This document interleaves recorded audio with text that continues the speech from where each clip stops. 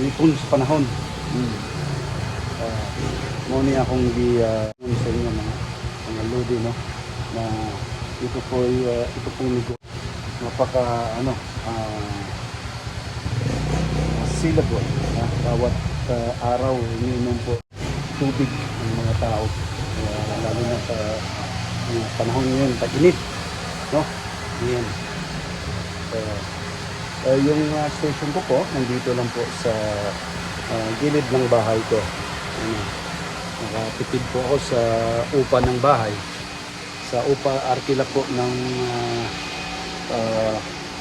pwesto sa tubig.